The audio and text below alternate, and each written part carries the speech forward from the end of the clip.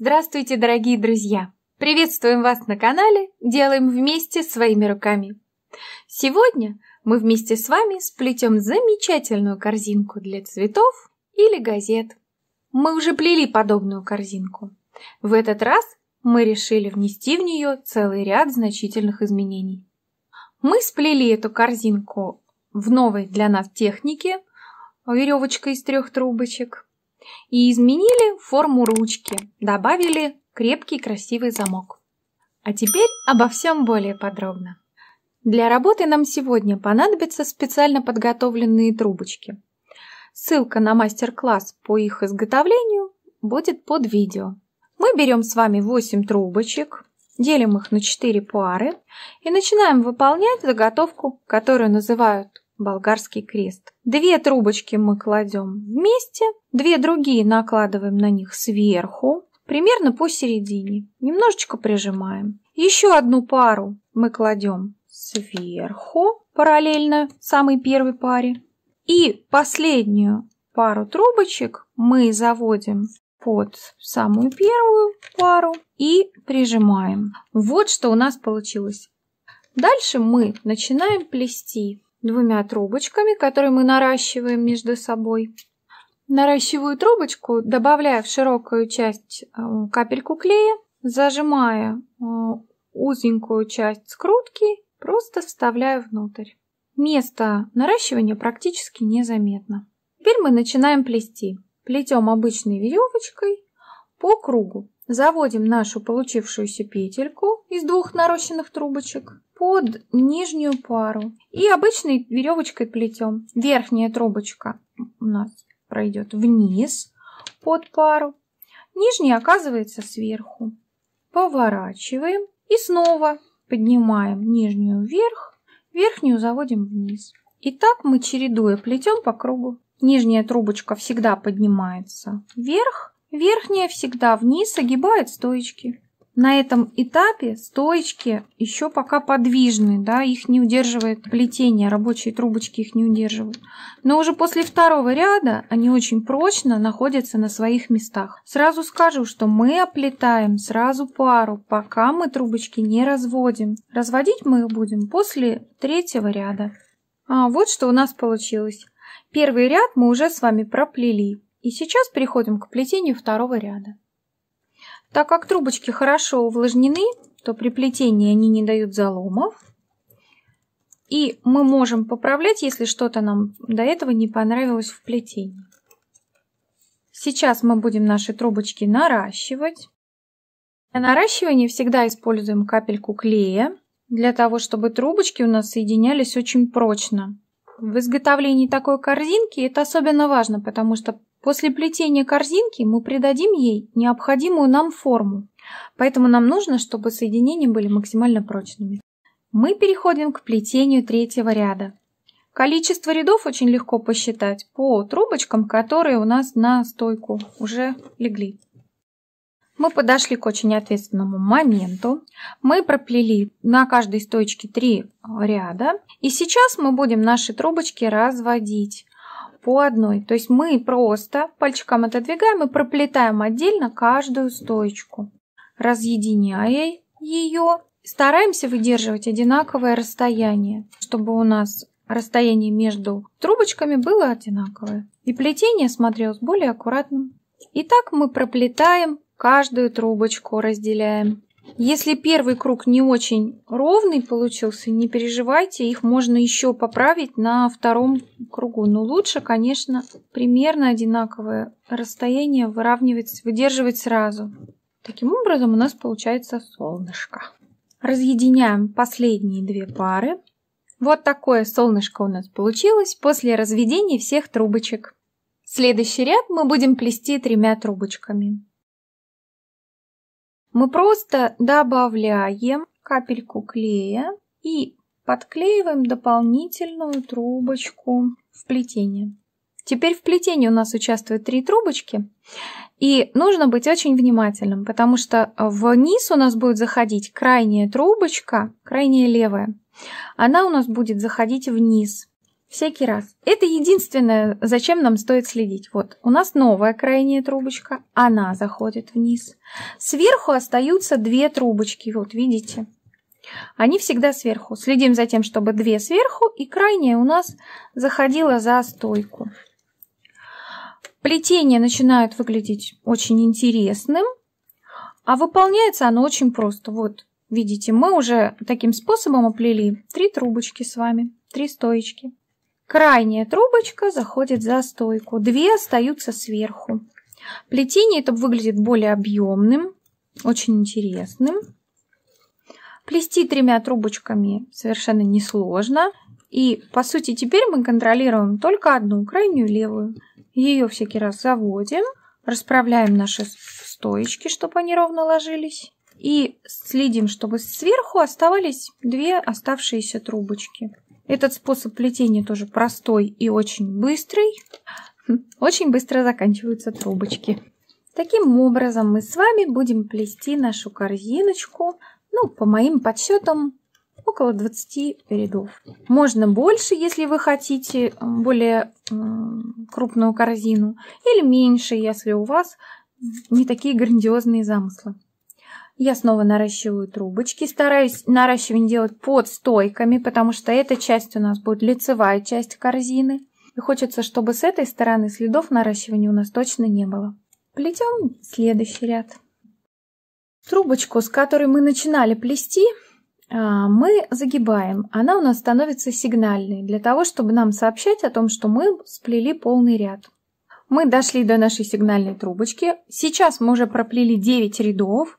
Как вы видите, расстояние у нас между стоечками довольно-таки большое. Тут уже речь идет о том, что больше 2 сантиметров, где-то даже 2,5. Я не люблю, когда такие большие лунки у нас между трубочками, поэтому сейчас буду добавлять дополнительные стойки. Мы берем дополнительные трубочки. Они у нас более сухие, чем трубочки рабочие. И по одной трубочке к нашей стоечке мы будем добавлять. Проплетать мы будем трубочку как обычно. Хвостик будем оставлять в середине плетения. Пусть вас это не пугает, потом мы его замаскируем. Вот сейчас мы проплетаем. И у нас будет не по одной трубочке, а по 2. Подставляем трубочку и оплетаем ее вместе со стойкой. Так мы добавляем каждый, не пропускаем ни одну. Немножечко неудобно это делать, но, в общем-то, ничего страшного все равно у нас нет. Так, у меня будет 16 дополнительных трубочек, 16 стоечек дополнительных.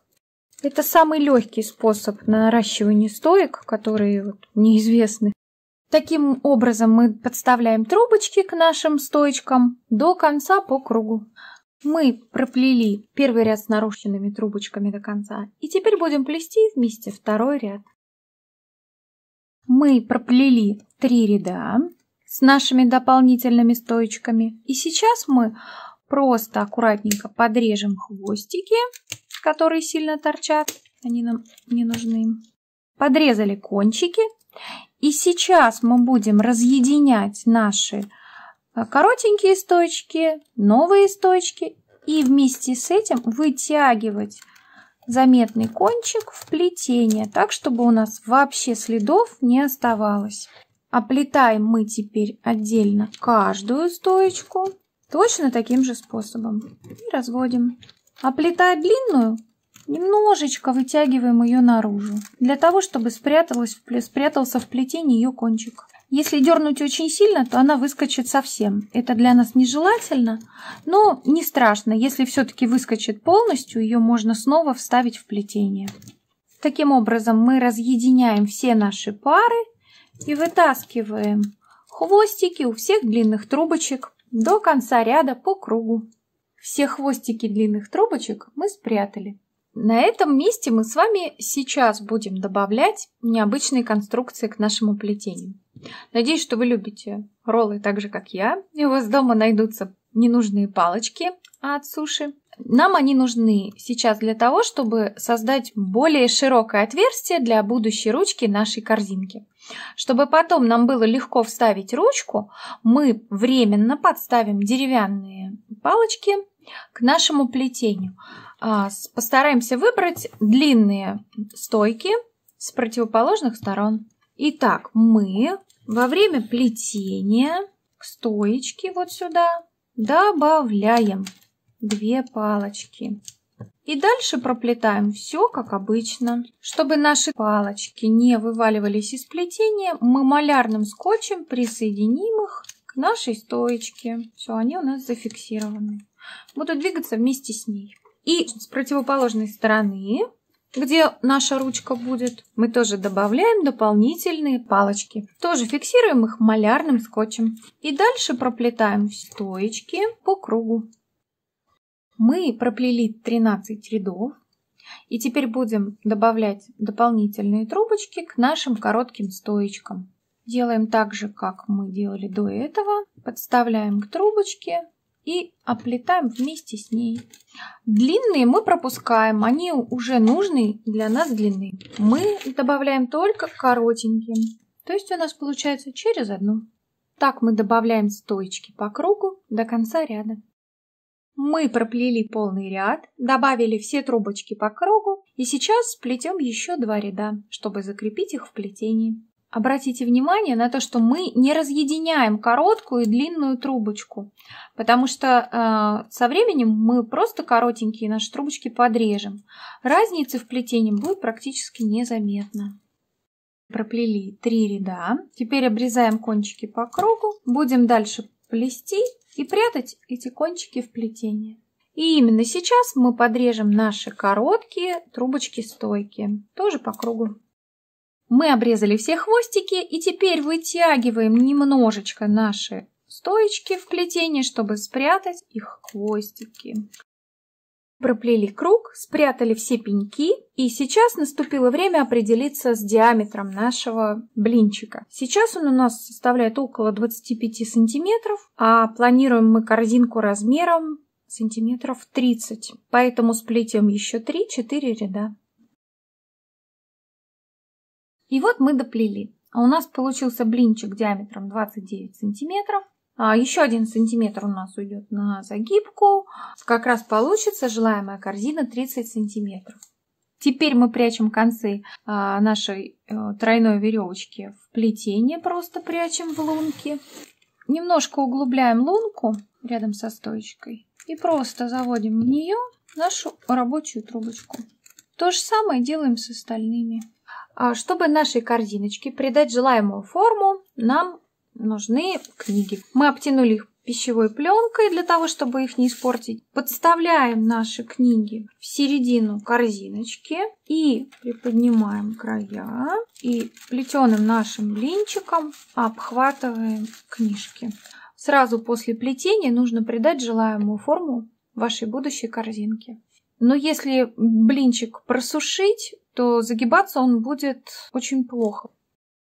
Зафиксировали корзинку по форме малярным скотчем, для того, чтобы при высыхании она приобрела нужную нам форму. После того, как она высохнет, мы снимем скотч и выполним загибку, а также присоединим ручку. Ну вот, наша корзинка просохла, и теперь мы снимаем скотч, вытаскиваем внутреннюю форму и убираем наши технологические палочки. Свою работу они уже сделали. У нас подготовленное большое отверстие для ручки. Но так как мы сейчас будем плести загибку, эти палочки нам только будут мешать. На эту корзинку мы выполним загибку розга на 4 трубочки. Мы заранее увлажнили наши стоечки, потому что не хотим, чтобы появились заломы. Заводим первую трубочку за соседнюю и опускаем вниз. 1, 2, 3 и 4. Так как у нас 4 внизу трубочки, мы всегда можем контролировать их количество. Продолжаем плести дальше. Самую крайнюю левую трубочку мы заводим на 3 лежачих трубочки, пропускаем одну стойку, заводим за соседнюю и опускаем вниз. Теперь мы подрезаем эту трубочку, оставляем только короткий хвостик. И нашу стоечку опускаем на нее сверху, чтобы она ее прижимала. У нас опять 4 трубочки, значит мы можем продолжать наше плетение. Опять крайнюю левую мы поднимаем трубочку, пропускаем одну стойку, заводим за вторую, опускаем вниз. подрезаем кончик. Стоечку кладем сверху на кончик, опускаем вниз. Опять 4 трубочки, значит, все делаем правильно. Продолжаем плести. Пропускаем одну стоечку, заводим за соседнюю, опускаем вниз, подрезаем кончик, укладываем стоечку на нее. Так продолжаем плести до конца корзинки. Мы заканчиваем плетение розги на 4 трубочки. У нас осталось только 2 трубочки вверху стоечки и по-прежнему 4 внизу. Все у нас идет по плану. Заводим, опускаем, подрезаем. Вдогонку стоечку опускаем. 4 трубочки по-прежнему у нас. Крайняя опять у нас идет вдогонку. И теперь она у нас выходит через петлю уже готовую. Точно так же мы хвостик подрезаем и за ней вдогонку отправляем стоечку сюда же. Надеюсь, что вам видно. Так, по-прежнему у нас трубочек 4. Стоечек больше не осталось, но у нас уже есть готовые лунки. Так, проводим, прикладываем, смотрим следующую лунку и заводим нашу трубочку под всеми трубочками, выводим ее наружу. Здесь мы ее аккуратненько подрежем. Вот что у нас получается. Следом трубочка идет, закрывает наши пенечки и заходит она также у нас внутрь. И изнутри я ее аккуратненько прячу в плетение, так чтобы не было видно ее следов, где она закончилась у нас. Следующая трубочка крайняя левая опять заходит у нас в соседнюю луночку. Как раз по рисунку плетения все получается. И здесь мы тоже выводим ее наружу. Надеюсь, что вам немножко хотя бы видно. Под всеми нашими этими трубочками. Она, малышка, вышла наружу. Тут мы ее аккуратненько режем и маскируем концы. Все, и теперь в загибку уходит самая последняя трубочка, закрывает вообще все пенечки. Ну вот сколько ей хватает длины, мы ее также маскируем. Заводим внутрь. И просто кончик сейчас я спрячу в плетение. Вот здесь изнутри. Практически не осталось следов. Вот такая у нас получилась сегодня загибка. Уже готовую загибку можно поправить, если где-то трубочка неаккуратно легла. И в процессе обработки корзины подклеить клеем ПВА, чтобы она держалась очень прочно и легла в нужное место. Так, мы с вами сделали загибку. Она у нас с внешней стороны корзины. Но нам же нужно сейчас подклеить ручку. И это мы будем делать с внутренней части. Там, где у нас стояли технологические палочки, у нас остался вот этот вот карманчик. Сейчас мы подготовим заготовку ручки и подклеим ее в эти карманы. Мы укрепляем трубочки для ручки нашей корзины. Мы используем вязальную проволоку 0,8 мм. Просто вставляем ее внутрь нашей трубочки и откусываем по своему размеру. Мы подготовили таким образом 4 усиленные трубочки. Эти усиленные трубочки выполняют сразу 2 функции. Во-первых, делают прочной ручку нашей корзинки. А во-вторых, они очень легко входят в подготовленный заранее карманчик. Чтобы придать им нужную форму, мы используем простую банку. Прикладываем и загибаем по ней. Проволока хорошо удерживает желаемую форму. Корзинка у нас небольшая, поэтому ручка у нас вот эта без наращивания, всего в одну трубочку размером. Мы соединили 4 усиленные трубочки скотчем. У нас получилась заготовка для ручки. Теперь можно вытаскивать палочки технологические и заправлять их в этот карманчик на нужную нам глубину. С одной и с другой стороны. Вот такая ручка у нас будет. Трубочки, которые мы подставили, можно подклеить. Мы это делаем прям через плетение. Клей прекрасно проходит. Мы это делаем специально, чтобы зафиксировать ручки на месте. Но по-настоящему удерживать их будет, конечно же, не клей, а замок, который мы сейчас с вами сплетем. Сейчас мы определимся с местом, откуда будем начинать плести замок. Сразу скажу, что загибку мы стараемся не беспокоить, поэтому мы ее пропускаем. Отступаем еще один ряд после загибки, и вот в этом месте мы вполне можем с вами наши трубочки вставить. Мы будем выполнять замок на 4 трубочки по одной. Заводим 4 нарощенные трубочки. Трубочки у нас хорошо увлажнены. Практически 30 сантиметров я оставляю снаружи. Теперь вот внутренней частью трубочек мы будем сейчас ими закрывать нашу заготовочку. Просто огибаем ее аккуратненько и продвигаемся вперед. Надеюсь, что вам хорошо видно. Стараемся, чтобы не было пропусков у нас, чтобы трубочка к трубочке они шли близко и закрывали всю нашу заготовку. В этом месте мы нашу ручку пока оставим. Я буду использовать большую канцелярскую прищепку. Сейчас для меня важнее не продолжить ручку, а пока трубочки не пересохли, начать плести замочек. Делать мы это будем очень просто. Мы трубочкой огибаем загибку, ручку, создаем вот такой вот крестик и с противоположной стороны от ручки заводим внутрь. Вот что у нас получается. Так мы будем делать со всеми нашими трубочками по порядку. Они как замочек у нас соединяют, ложатся и прячутся внутрь. Берем третью трубочку. Конечно, чем больше здесь у нас трубочек, тем прочнее наш замочек. Вот уже даже 3 смотрится неплохо. И, наконец, последняя, 4, прячется и она.